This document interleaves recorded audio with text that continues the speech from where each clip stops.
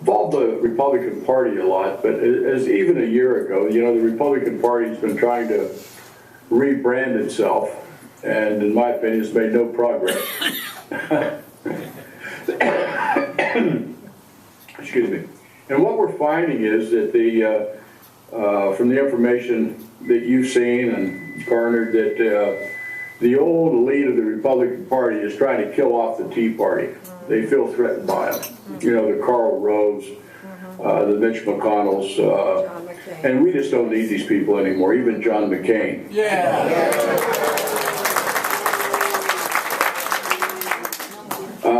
And I've been working on a project for over a year now with a lot of my analysts, and it's called the Americans Project.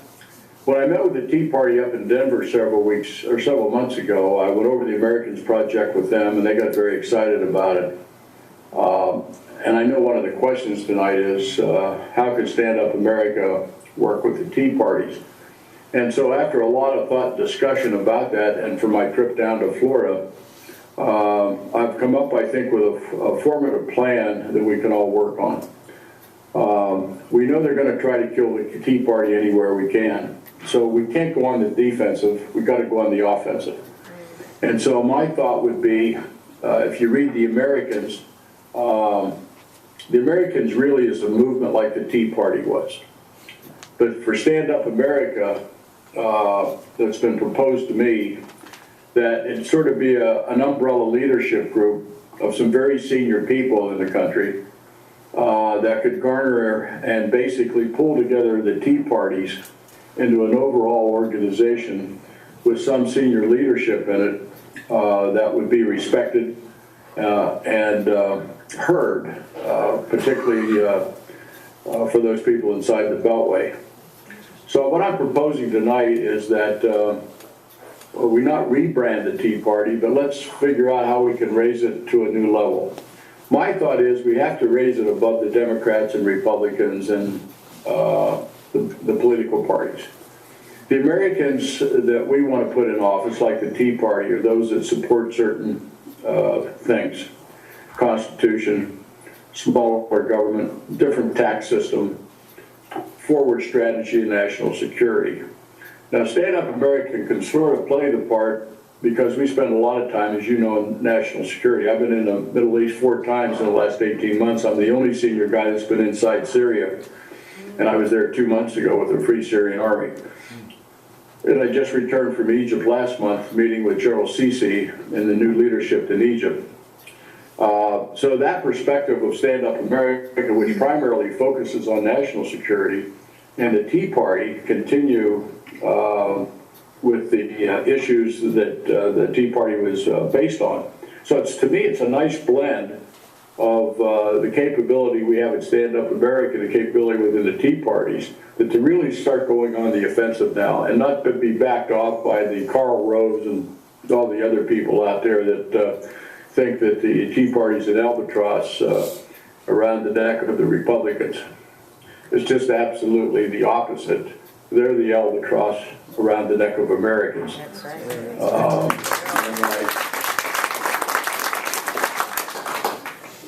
If you read my latest article, it sort of went viral last week, called America at the Crossroads. They had a full page in the paper up here on it this Sunday. And when I wrote it, I never thought it would be, that kind of a reception throughout the country. We've had more people contributing $5, $10, $15, $50 to Stand Up America just in the last 10 days. It's been phenomenal, the reaction we're getting. So we're hitting some very important issues out there for the American people. And so last week in that article, as you may have seen, I called for the resignation of the senior leadership in Congress and in the White House. The demand resignation of Obama, Biden, Pelosi, Harry Reid, John Boehner, and Mitch McConnell.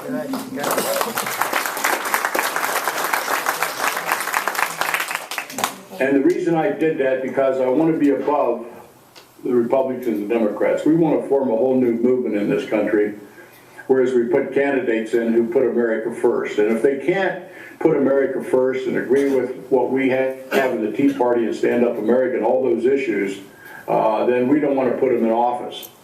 And we've been able to put through the Tea Party some very good people in office.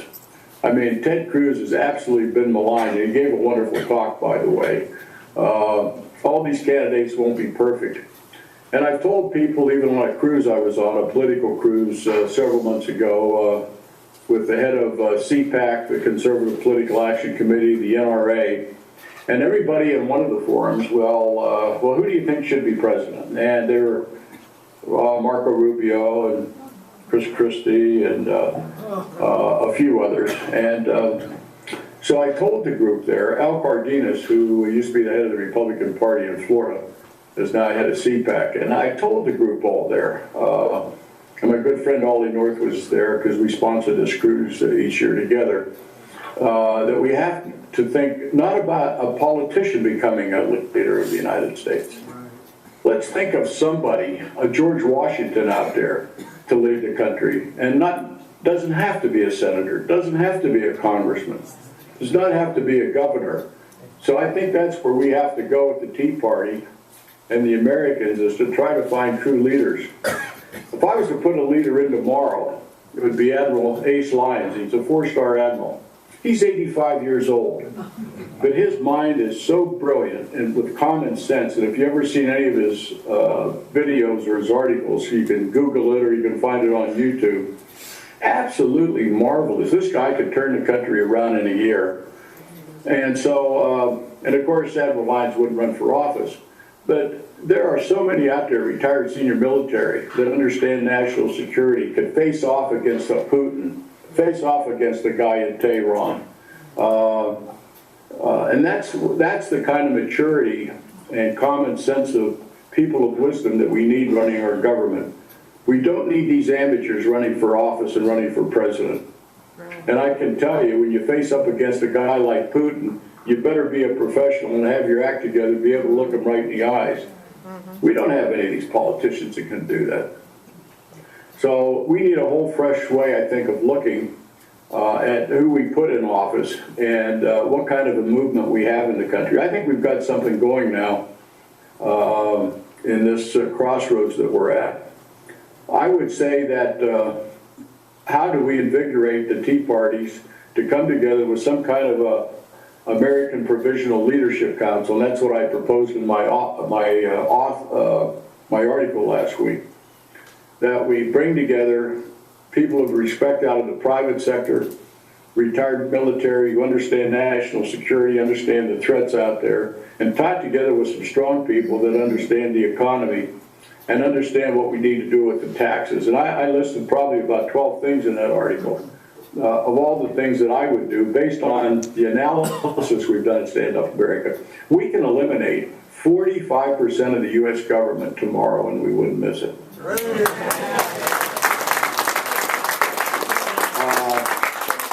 Think of the money that we would save.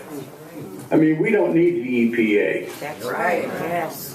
If you look at Arizona, you look at Montana, and I've met with a lot of these people, we have so many talented people at the state level that understand the environment in Arizona. They understand the environment in Montana. We don't need anybody at the federal level telling us what's good.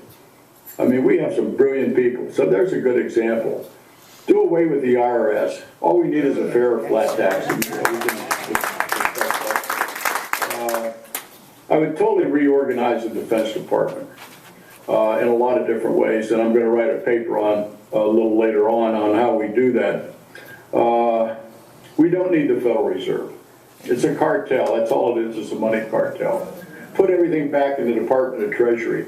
With our digital world today, we can collect money, say on a flat or fair tax, goes into the Treasury, it funds the government on the requirements the federal government should have with a sharing opportunity down to the states.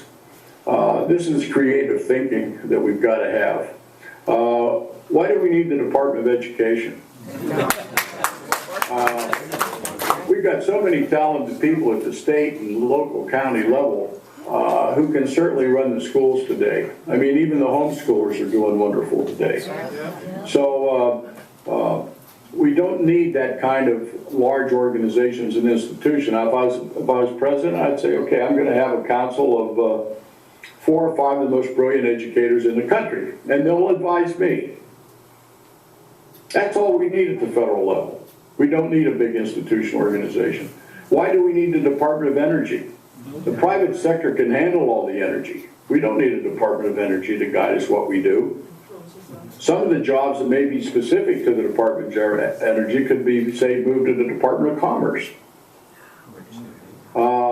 We don't need Homeland Security. No. Let's take most of the jobs or the requirements for our security, whether it be external or internal, should be in the Pentagon. All of these things can be done and eliminate 45% of our government. And look at the money that could go back into the country, back into the states for jobs and energy. You know, we've got so much energy sitting out here in Montana, it's unbelievable, in the Bakken. Look what's happening in the Dakotas, all the jobs. We have a lot of our young people going over to North Dakota to work when they should be working here in Montana. There's a lot of things that could go into the Department of Interior. So we could reallocate a lot of the specific things that the government can do and should do into the departments that we really need. We don't need HUD, Housing and Urban Development. What do we need that for? People in the states and private can handle the housing in America. We're the most giving nation in the world. And we can give to ourselves. If we had all that money, we could build affordable housing in our communities and have that work. I can't remember all the things in New York. I can't remember half the things I write sometimes when I have to talk about it. But when you look at the reorganization of America and new leadership, and my God, we've got to have term limits. I mean, we can't let these guys be career people anymore. One of the focuses we have on the Americans is to focus on what I call the 30-year-olds. And I listened to a whole group of young people in Florida when I was back there 2 weeks ago. We've got some very brilliant young people between 25 and 40 years old. And they're very smart. And we had a number of them there where there were conservatives. Ben Shapiro out of Los Angeles, brilliant young guy, 29, and he's formed a new group, Go for the Heart, because the Republicans didn't know how to go for the heart of the throat. In fact, he described them as a bunch of wimps. That the Democrats seem to beat them all the time wherever they go. I'm not sure these guys could last in a bar fight. Most of these Republicans we have, they're just not tough. They won't fight. That's right. So the focus on these what I call the 30-year-olds, I think is very important. And what they basically passed on to me was, and it's very true. I mean, this social Facebook, all of this stuff is critical to these people because they're on their cell phones, they're on their computers. And if you can't communicate today through that, then you're not going to attract those people. And so that's what Obama was very good at. You know, they use that social network quite a bit. I know I'm on there, but I don't do it. I have people that are my staff that put a lot of stuff up there, the younger people, of what we're doing. But we really have to look how we connect to the younger people in the country. And James O'Keefe, do you remember him? Yeah. He was the one that Yes. did the operation against Acorn. Right. He went in as a pimp, and Hannah Giles, who was also there at the meeting, she was the prostitute. Yeah. They broke into Acorn Right. and saw all the fraud that was going on. Well, they're doing the same thing now with these so-called navigators for Obamacare. And you can't believe the fraud and the stuff that's going on there. You probably have seen it. So some of these young people out there are doing things, and we need to get behind them as much as we can. So that's sort of my overview, and I'll be happy to now. I think we probably should go through some questions, and we can talk about a lot of different things while we have time tonight. I do have a list of questions, by the way, and I can bring those up anytime you'd like to. Jeff, so however you'd like to cover this is fine with me. Well, when we spoke earlier, you said you were fine with having some of our members come up, so we've given the questions out if it's okay. We'll bring them up, and here comes question number 1. Introduce yourself. Okay. Sure. Hi, thank you so much for coming tonight in your service. Can you hear me? Okay. Can you hear me? Step back. No. Okay. Hi. There you go. I see you. Okay, hi. This is great technology, isn't it? It sure is. There I am. Okay, cool. Okay, in recent articles and maybe even videos, you have called for the peaceful removal and forced resignation of the president. What kind of action do you foresee being necessary to accomplish this? And what can we do as a Tea Party group to help? Okay. I think if we don't change, there's going to be so much civil unrest and some kind of a revolution in this country, and I'm not sure what it's going to look like. And I'm not suggesting that we have a military coup or anything like that. If you go back in history, countries have changed. Rome changed, France, our revolution. When people feel enough pain, they will revolt. But this president and this Congress, they're causing so much pain in America because they're totally broken. They can't get anything done. So when you examine the Constitution, there's only certain things that can be done by the Constitution. Unfortunately, our forefathers didn't think of a lot of things maybe that could have been done. Let's take impeachment. Impeachment's not going to work. With this partisan Congress, just like Clinton, passed the House but didn't get through the Senate. You try to impeach Obama, those guys in the Senate aren't going to go for it. So it's almost like it's a tool, but it's not a tool in our current political situation. You can die in office, you can get sick. We don't have many options like a parliamentarian system where you have a no confidence vote. So the only thing we really have, what we call demand resignations, which, remember they brought down Nixon demanding his resignation. So that's why I'm pressing forward, and I know it's probably not going to work, but at least I have to be out there, we have to be out there saying, you guys are not doing the job. You're corrupt, you're inept, you lie, you're tearing the country down to depths that we may never recover from, or it's going to take a long time to recover from. So therefore, you need to be moved out of office. You do not deserve to be in an office of leadership. Now that takes a lot of civilians and state capitals and protests. We did the first one in front of the White House about 3 weeks ago, and it was just a small one, but it worked, and Admiral Lyons was one of the speakers there.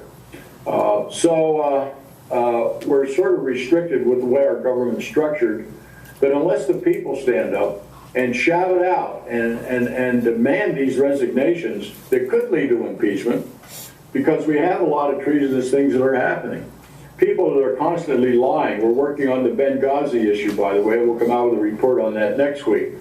But the lies and deception, why should we tolerate this in America? And they take lies as being misspeaking. Give me a break. You either lie or you don't lie. This spoke. I don't get it all. So I think as more people stand up like you and do things and get our younger people to understand before we're so far over the cliff that our country can fall in a matter of time.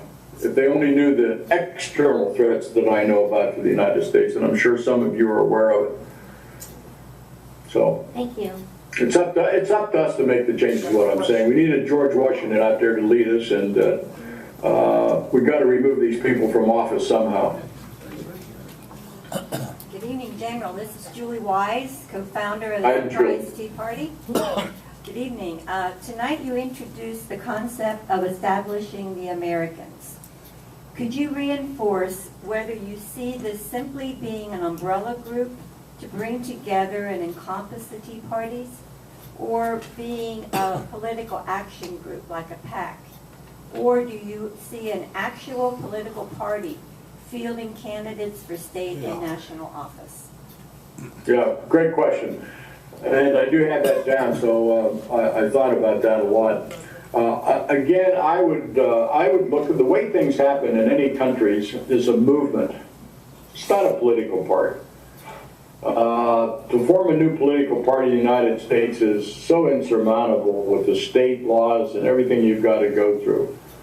But a movement can move people to elect the right people. And if it becomes a third party at some point in time, God bless, I wish we had a good third party like the Americans. But it's a lot of work to get there. So in the interim stage, I think to be an umbrella organization with an excellent leadership council that will all be on the same sheet of music, and it'll be very effective. And it could lead to a third party. I mean, there's enough people out there, even young people that I've talked to, that would like to have an alternative to a third party. And I would call that party the Americans, by the way, if it came to that. But that could be an evolution. It could evolve to that if we get enough support to make that happen. So, Julie, I hope that answered your question. Thank you. Okay, third question. Good evening. My name is Lou Snyderman. I'm with the Northwest Valley Tea Party, and I have a two-part question. Are you able and willing to say whether your disassociation with Fox News as a military commentator had anything to do with your questioning of Obama's eligibility at the time, and whether you personally know of any Fox reporters who were threatened not to speak about that issue? Great question. I was the first military analyst hired by Fox in October of 2001. It was a week after 9/11, and Fox had no military analyst at all, so I had done some shows on CNN and Fox, and so Fox called me up and said, we'd like to sign you to a contract. So at that time, for 8 years, I was on contract to Fox, and then I had open heart surgery a few years ago, and I couldn't travel anymore, so I couldn't do the New York trip in Washington, D.C. as I was doing in the past. But I can tell you, my time at Fox, I had full reign. I mean, I could say whatever I wanted to. Nobody ever forced me to say anything.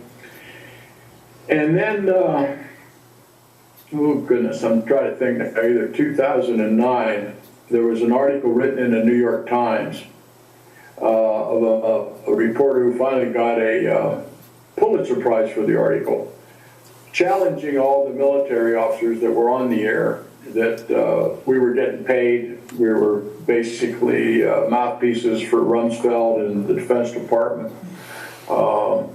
And they had 2 congressional investigations at that time. Carl Levin, for one, started an investigation, investigated everybody for about 2 years, and found out there was nothing to it. Now, there were some military retired generals that had contracts. My good friend General McInerney had a contract with Northrop Grumman, but he was a civilian. He was allowed to do that.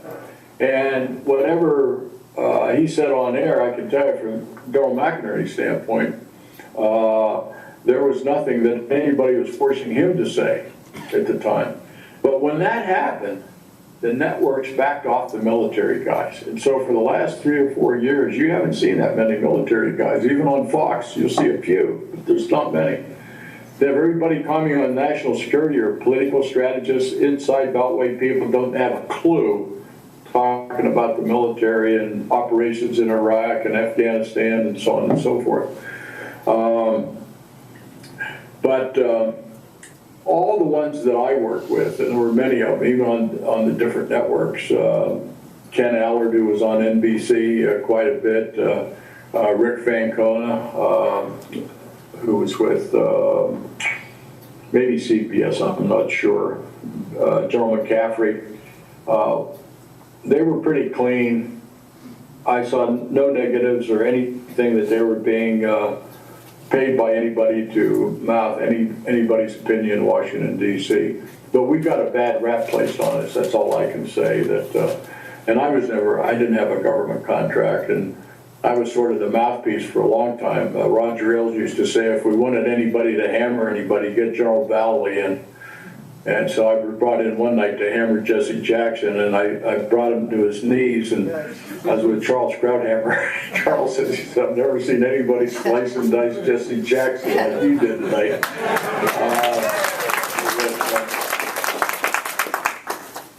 So anyhow, we need more people that are not inside the Beltway people on television, because it is a great medium. I do more radio shows now than I do TV, and reach a lot of people out there. So it's very effective. But some of us have to do it. I'm 70. I was 74 2 days ago, by the way. Had 2 open chest surgeries. I was 99% dead in 2004.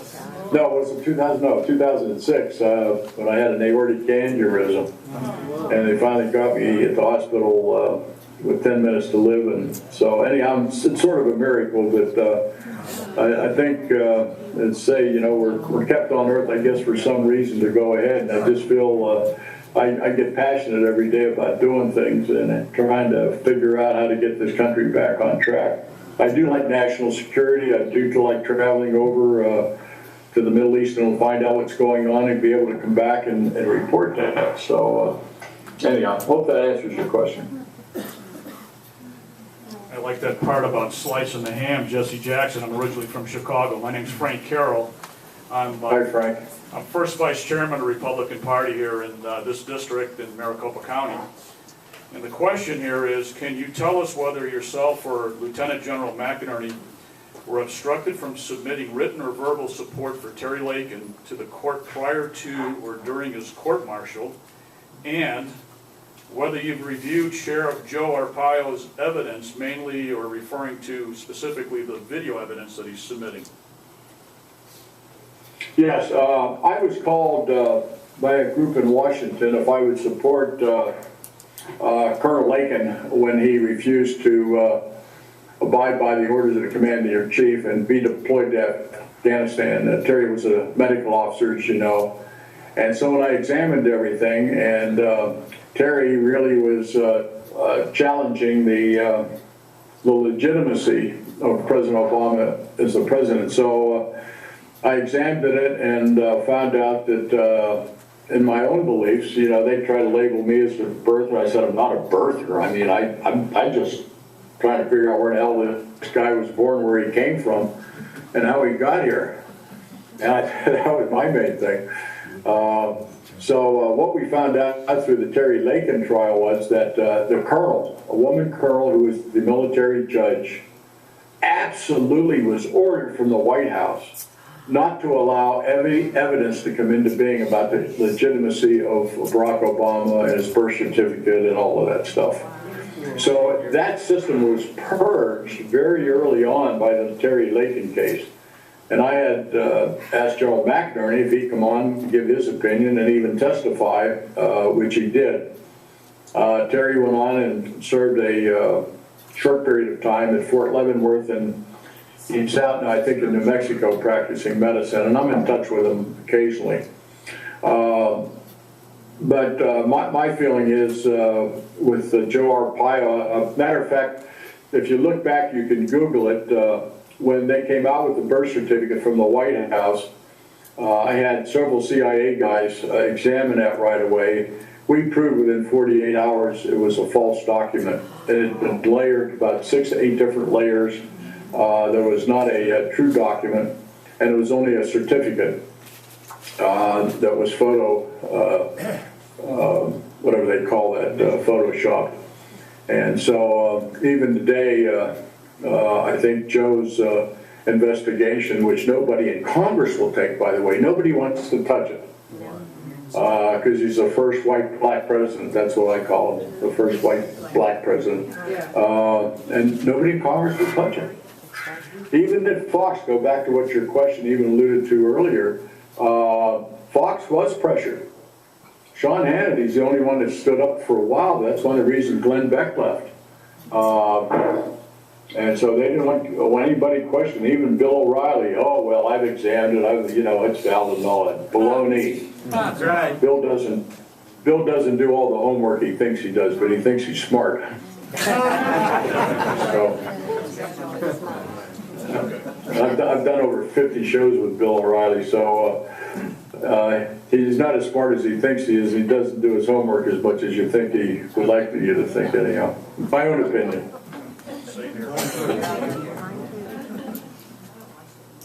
General, my name is Earl Brum. I'm from Wisconsin, but here for the winter. But question is, can you comment on the many recent stories about the 200 or so senior military officers that have been dismissed? What approximate percentage of those have been for political reasons, and do you personally know any of those dismissed? What can be done about this, and is it a pretense to martial law or international law? It's a little bit garbled. Are you talking about the purging of the officers? Yes. Yeah. Yes. The current purging of officers, yeah, okay. I'll be happy to address that. I just did a show this afternoon on it, by the way, Joe Messina out of Los Angeles. As we've examined it, there's a number of purges going on that we can validate.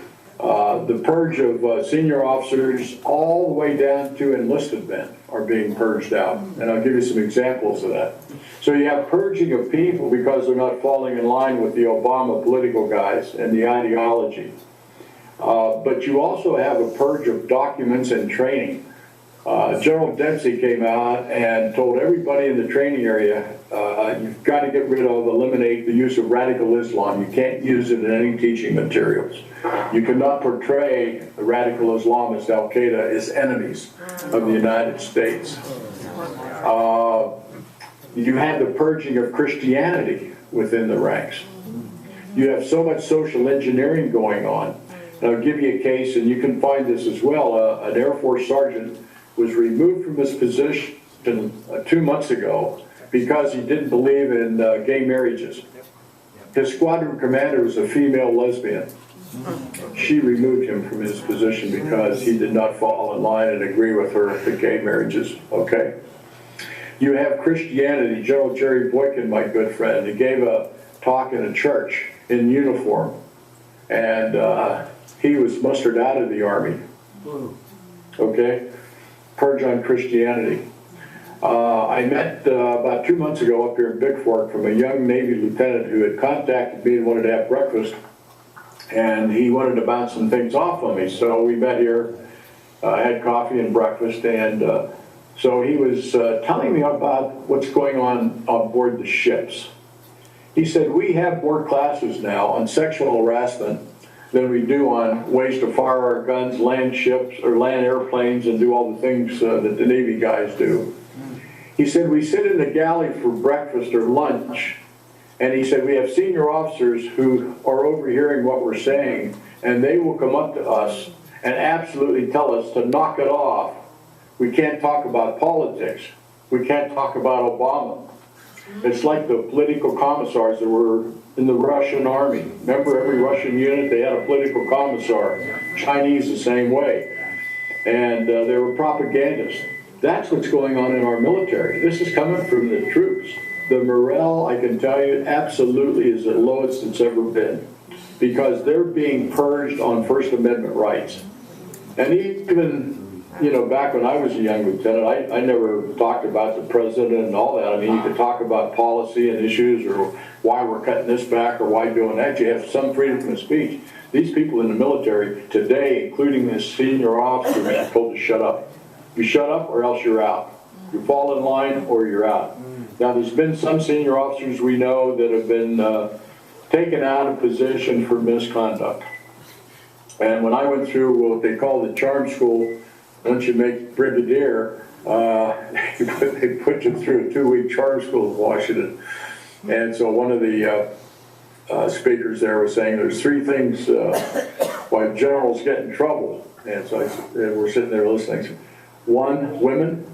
2, booze. And 3, airplanes. And he said George generals lose their positions for misuse of airplanes, or being promiscuous, or drinking. And so when you think of it, it's a civilian society is probably the same thing, except for the misuse of airplanes. But General Petraeus, Linda Broadwell, I mean, things happen in war zones. But here's the thing about purge again. Nobody's getting purged in the IRS. Nobody's getting purged at the Attorney General Department of Justice. Nobody's getting purged at the State Department because of Benghazi. Nobody's being purged out of the White House except the one young man who was tweeting, I guess. Remember that about a month ago or 2? Young guy was tweeting out of the White House and saying some things, and he was tossed out. So there is a prejudice against the military of trying to weaken our military to the point and only have these ideologues and the senior ranks who are falling in line with Obama. That's what's happening. I mean, this is just, I can't believe this is happening in America. And like Congress, as neutered as they are, doesn't do anything about it. The senior Republicans in Congress, they don't do anything about what's going on in our military. I mean, it's just absolutely ridiculous. And when I met with General Sisi over in Egypt about a month and a half ago, here we have Egypt, 45 years our ally.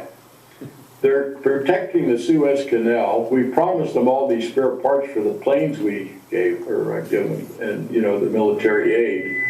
There's a whole new improvement modernization program in Apache helicopters, and they're trying to protect the Sinai south of Israel, where whole groups of Al-Qaeda are forming and training over there. Then you got all the Al-Qaeda training in Libya now. And here's Egypt. Guess what happened in the last month?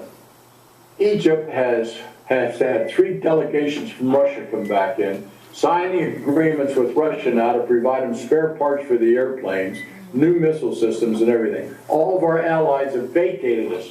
Saudi Arabia doesn't want to have anything to do with us. Syria, when I visited with the Free Syrian Army, why can't you come help us? We don't need troops on the ground.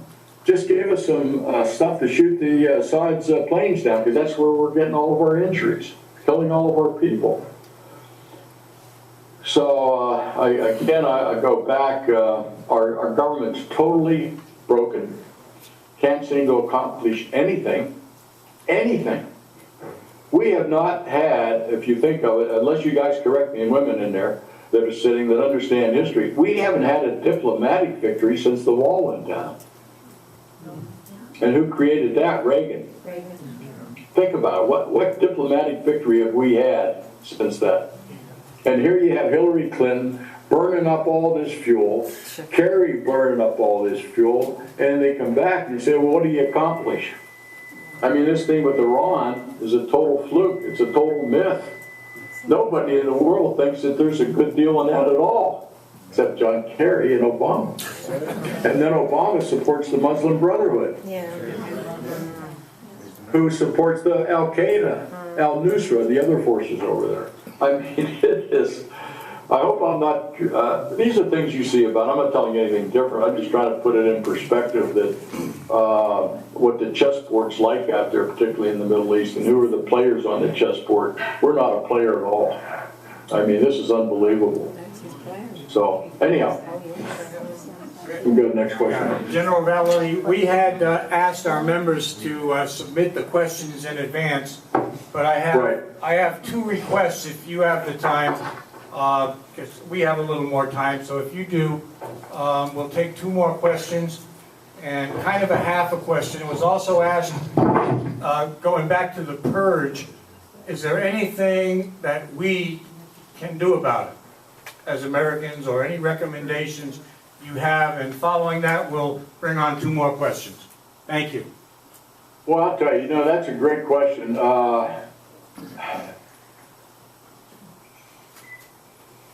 We've got a group of retired senior officers, Admiral Lyons, myself, General McInerney, and General Boykin, that are working in Washington, D.C. now. We're actually working, as I said, on the Benghazi thing. You can support my organizations as much as you can. I don't give money to political candidates anymore. I am so tired of, and I'll never write a check to the Republican Party. But if you support organizations that are actually doing something, you get hit every day. How many emails do you get every day asking for money and asking for this? And then at the end you say, well, what are you doing? And you never see anything. You never see any action. I mean, I send teams into the Middle East. I go out there myself and I find out what's going on. So I can come back and I can astutely, write an article or go on TV or radio and talk about it. Again, finite, we've got a lot of retired, no, I won't say retired, but well, I guess they are, but veterans organizations. Now, we've got 200,000 Marines that they're tying me into. I had a call this afternoon from Idaho. The gentleman said, if I give you 250,000 Marines to go to Washington, will you lead them? I said, yes, I will. I'll surround the White House and I'll surround the Capitol building. But it's going to take physical presence to do things. Writing letters to these senators and congressmen, I am so frustrated because nothing happens. So I think I'm not inciting a revolution, but we've got to get more physical and stand up and protest. And the great things that the Tea Party did, I mean, they were out there in community, standing up, being seen. They did things. So we've got to go based on what the Tea Party has done and elevate it into something and get more younger people involved. So I don't know how else to do it. And I don't want to be criticized as starting a revolution, but I'd certainly head it if we had to.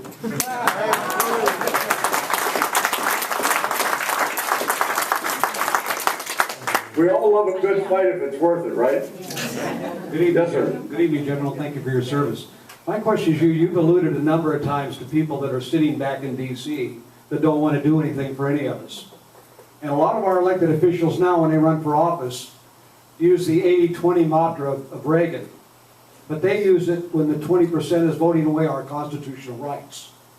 Not to negotiate a budget plan, but to actually violate our rights with spying, CISPA, SOPA, NDAA, and other things.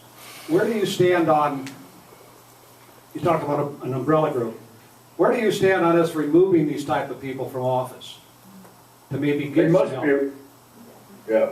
They got to be removed, and I mean, even you know, I'd like to say, well, the elections in 2014. That's all they talk about. Well, yeah, they're important. And that's going to happen.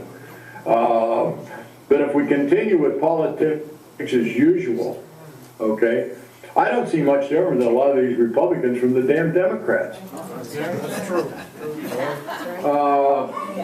You know, and I'm inspired by some of these.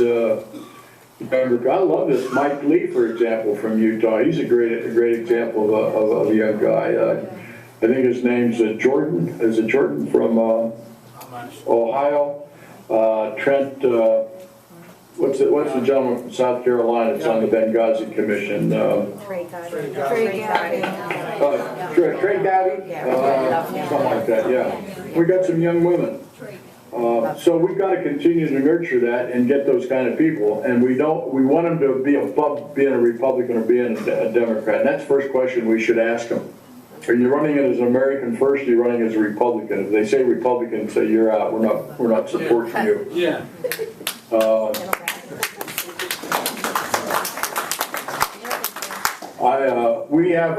We have a Navy SEAL that's running for Congress up here, and I've been working with him and trying to get him to talk that way, that we're only supporting candidates who are Americans and they stand for these things. And you know, you can delineate them. It's all the same things that the Tea Party stands up for, Stand Up America, smaller government. But you know, you throw a lot of these things out, a lot of these people vote. You got to have charisma. I mean, nobody wanted to vote for McCain, but they did. Yeah, I mean, even Mitt Romney, God bless him, he couldn't connect with anybody. You know, you could have buried Obama. I know. Easily, if you just had been a true warrior out there. I'll give you an example. We tried to give Mitt Romney the details of the Benghazi thing after the first debate. We gave it to his staff. Staff came back to me and said, we're only going to do the economy. And remember, Romney fell on his ass the second debate because he wouldn't take on Benghazi? Fatal mistake. But we need leaders that get up and they go for the throat. And that's the thing, and we found out 2 weeks ago that Republicans don't go through the throat. They get their ass kicked all the time, mostly.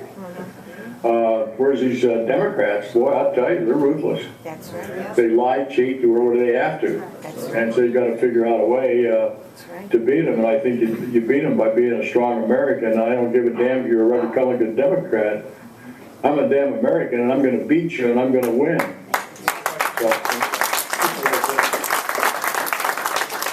one of the other initiatives we're working on, and I'm going to send it to Roger Ailes at Fox, is to do away with all of these radio and TV hosts talking about Hispanic Americans, Black Americans, all these classes.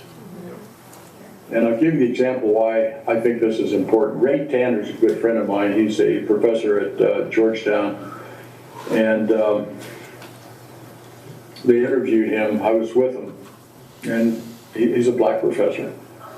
And so they said, well, what do you think about the first black president? And Ray said, I don't do black. The guy looks at him, what do you don't do black? What do you mean? He said, no, I do people. So don't talk to me about black or white or anything like that. I think that's the dialogue we have to have. If anybody brings up Hispanic, American, well, this or that, no. We as Americans do people. We don't give a damn what color you are or where you came from, unless you're a good American. So that's a whole different approach of trying to do away with classes within America. Because it doesn't do them any good, it doesn't do the whole country any good. So that's just another initiative. How you dialogue, the words we use are very important, I think.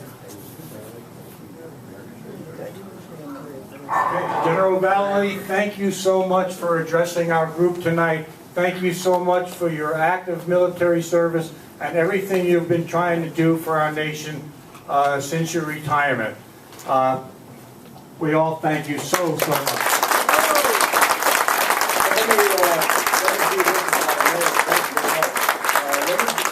My email, and it's Prince Nemo. That's my dog, by the way.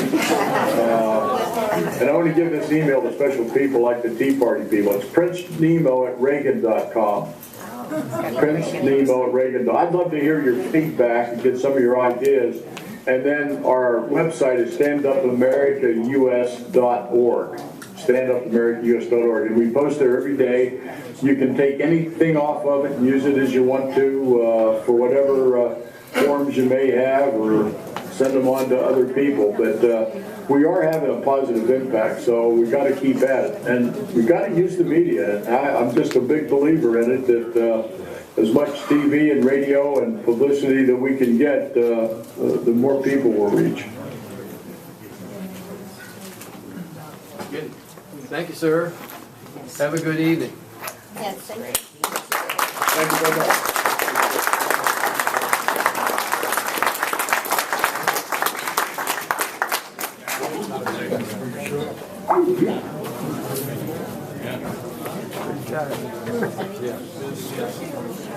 Okay, I want to thank all of you for being a great audience tonight for General Vallely.